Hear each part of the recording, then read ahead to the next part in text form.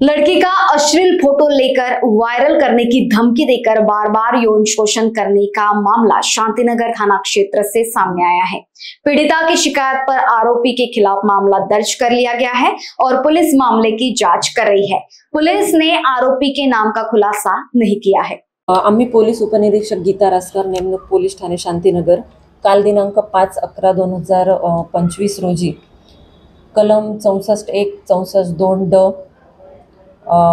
कलम 75, 77, कलम 352 व 351(2) नुसार भारतीय न्याय संहिता अन्वये गुन्हा दाखल आहे।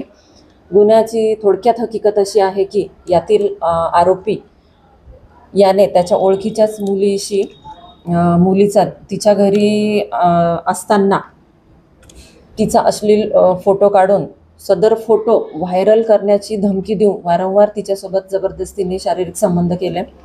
अशा तक्रारीवरून गुन्हा दाखल असून वरिष्ठांच्या मार्गदर्शनाखाली तपास चालू आहे।